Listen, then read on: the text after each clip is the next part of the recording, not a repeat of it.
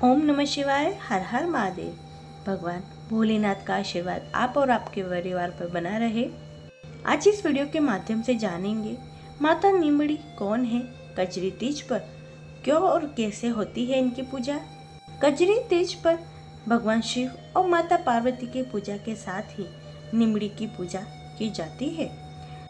कजरी तीज का व्रत सुहागिन महिलाएं पति की लंबी उम्र की कामना के लिए करती है। वही कुंवारी कन्याएं मनचाहा पति पाने के लिए इस व्रत को रखती हैं। कजरी तीज का यह व्रत भाद्रपद मास में शुक्ल पक्ष की तृतीया को किया जाता है।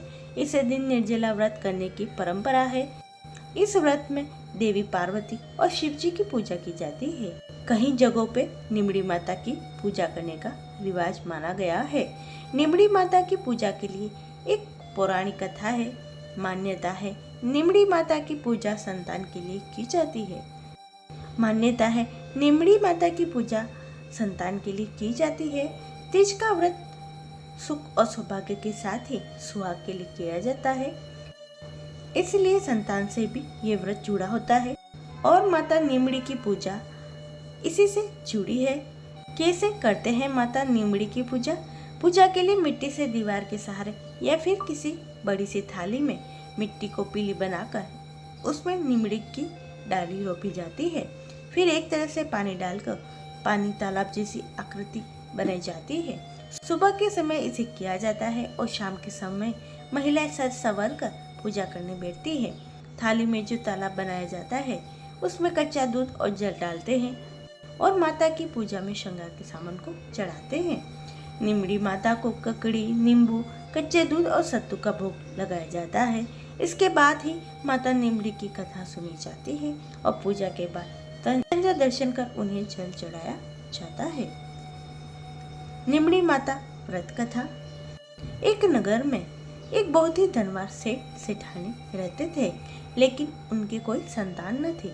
इससे ये दोनों बहुत ही दुखी थे। संतान सुख प्राप्ति के लिए सेठानी ने भादो मास की कजरी तीज यानी बड़ी तीज का व्रत किया और नीमड़ी माता से प्रार्थना की, अगर उसे संतान हो जाए तो वह उन्हें 1.25 मन का सत्तू चढ़ाएगी। माता की कृपा से सेठानी को 9वें महीने ही पुत्र की प्राप्ति हो गई, लेकिन सेठानी सत्तू चढ़ाना भूल गई। देखते ही देखते सेठानी को 7 पुत्र हो गए। पहले बेटे का विवाह भी हो गया और सुहाग रात में ही सांप ने पुत्र को डस लिया, जिससे उसकी मौत हो गई। एक के बाद 6 पुत्रों की मौत शादी की रात को होती गई। उसे देखकर सेठ सेठानी ने तय किया वह अपने 7वें बेटे का विवाह ही नहीं करेंगे। लेकिन गाँव वालों को बहुत कहने व समझाने पर सेठ सेठानी ने बेटे की शादी दूसरे देश में करना तय किया।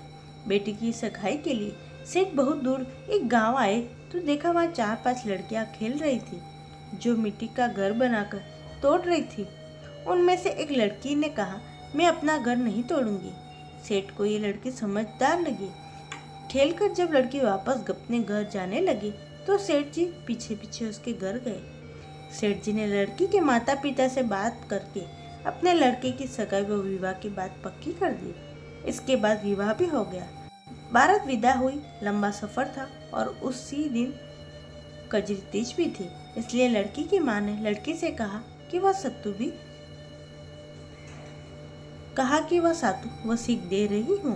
रास्ते में कहीं पर शाम को नीमड़ी माता की पूजा करना, नीमड़ी माता की कहानी सुनना और सत्तू चढ़ाकर उसे खा लेना और सासू माँ के लिए भी ले जाना।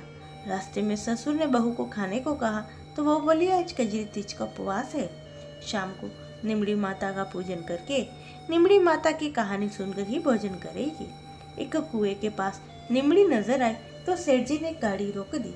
बहू नीमड़ी माता की पूजा करने लगी तो नीमड़ी माता पीछे हट गई। बहू ने पूछा, हे माता, आप नाराज क्यों हो? आप पीछे क्यों हटी? तभी नीमड़ी माता ने उसकी सास की सारी कहानी उसे बताई। वो कैसे सत्तू चढ़ाना भूल गई।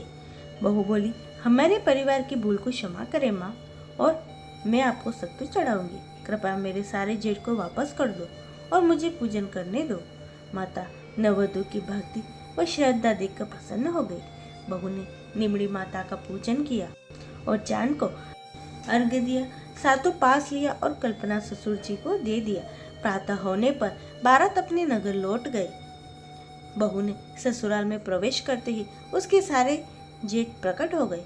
सास बहू के पैर पकड़कर धन्यवाद देने लगी।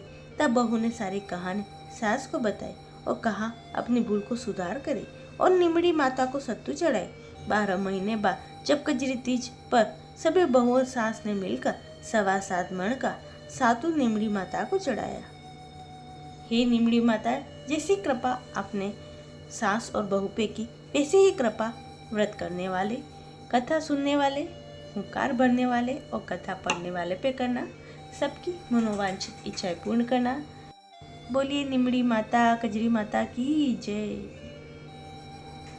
ये थी आज की कजरी माता से जुड़ी हुई निमड़ी माता की कहानी। उम्मीद करती हूँ आपको अच्छी लगी होगी।